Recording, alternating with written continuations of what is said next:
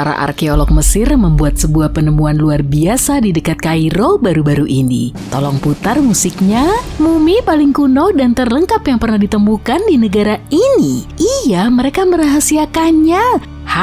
Mumi berusia 4.300 tahun ini ditemukan di sekelompok makam yang dekat dengan piramida tangga Djoser yang berasal dari kerajaan tua Mesir. Makam itu dilapisi dengan lapisan emas. Tim juga menemukan beberapa makam lainnya, termasuk satu makam milik seorang pejabat Mesir kuno dan makam milik seorang penjaga rahasia yang memiliki kekuatan untuk melakukan upacara khusus. Makam lain yang menarik adalah makam seorang penulis yang memiliki patung-patung terbesar yang pernah ditemukan di daerah tersebut. Situs pemakaman yang luas ini juga menjadi rumah bagi lebih dari selusin piramida dan tempat peristirahatan.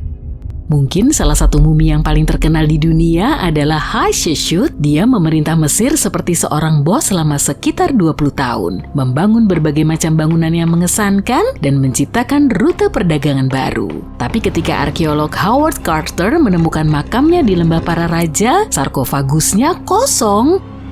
Namun Carter menemukan dua peti mati di makam lain, salah satunya milik perawat Hatshepsut dan yang lainnya milik seorang wanita tak dikenal. Pada tahun 2006, sebuah tim spesialis memutuskan untuk menyelidiki apakah wanita misterius itu adalah sang ratu. Mereka menemukan gigi geraham di dalam kotak kayu dengan nama Hatshepsut di atasnya, dan ketika mereka membandingkannya dengan celah di mulut mumi, ternyata sangat cocok. Ramses II adalah seorang penguasa yang sangat mengesankan, tapi muminya akhirnya membuat sejarah. Kita tak banyak mendengar tentang ayahnya. Oke, aku akan berhenti. Ramses dianggap sebagai Firaun yang paling berkuasa di seluruh Mesir karena dia memerintah selama 6 dekade. Dia juga hidup hingga lebih dari 90 tahun. Hal ini cukup menakjubkan mengingat masa yang dia jalani. Ramses II konon memiliki lebih dari 100 keturunan juga. Kalau kita bicara tentang sebuah keluarga besar ya, ketika dia meninggal, jasadnya awalnya dikuburkan di lembah para raja, tetapi beberapa orang licik mencoba merampok makamnya dan mengambil semua harta karunnya. Para pejabat pada masa itu tidak membiarkan hal tersebut, jadi mereka memindahkan jasadnya ke lokasi rahasia untuk menjaganya tetap aman. Maju cepat ke tahun 1800-an dan mumi Ramses II ditemukan bersama dengan sejumlah penguasa dan pejabat penting lainnya. Tapi kondisinya tidak terlalu baik sehingga para arkeolog menerbangkannya ke Paris untuk, memanjakannya. Masalahnya dia tidak bisa dipindahkan begitu saja ke negara lain. Satu-satunya solusi yang tersedia adalah memberikan Ramses II paspornya sendiri. Pekerjaannya terdaftar sebagai raja dan dokumen itu bahkan menampilkan fotonya. Kamu tahu, kebanyakan mumi tidak selalu dikenal memiliki kulit yang paling terhidrasi. Tapi seorang wanita Asia alias Lady Di membuktikan sebaliknya. Bukan Lady Di. Wanita kaya dari zaman kuno ini ditemukan di sebuah makam berhias pada tahun 1971 dan dia terlihat luar biasa untuk ukuran mumi. Berkat kondisi khusus di makamnya, seperti kelembapan lingkungan dan kurangnya oksigen, tubuhnya hampir terawetkan dengan sempurna. Kulitnya lembut, rambutnya rapi, dan dia masih lentur. Museum yang kini dengan bangga memajang muminya juga menampilkan banyak barang mewah yang dikubur bersamanya seperti peralatan makan dan alat musik. Para arkeolog menyelidiki mumi tersebut lebih lanjut dan menemukan bahwa dia meninggal karena serangan jantung pada usia sekitar 50 tahun. Meskipun sudah tidak ada selama lebih dari 2000 tahun, dia masih membuat sejarah. Mumi Otzi, si manusia es, ditemukan di pegunungan Alpen pada tahun 1991. Pihak berwenang Austria awalnya mengira dia adalah pendaki gunung modern karena dia sangat terawat dengan baik. Ternyata dia sebenarnya berasal dari zaman tembaga, ditemukan di sebuah celah gunung setinggi 3048 meter di atas permukaan laut. Dengan mempelajari muminya, kita telah belajar banyak tentang kehidupan di zaman tembaga Eropa. Sebagai contoh, kita tahu bahwa dia berasal dari Eropa Tengah dan senang makan daging. Dia juga menderita radang sendi, penyempitan arteri, dan masalah usus, tetapi dia mungkin menggunakan akupuntur dan ramuan obat untuk mengobati kondisi ini. Tampaknya dia cukup terampil menggunakan perkakas. Dia mengasahnya hanya beberapa hari sebelum kematiannya yang terlalu cepat. Siapa yang tahu apakah dia meramalkan akan ada masalah atau hanya bersiap-siap untuk melakukan pekerjaan rutin?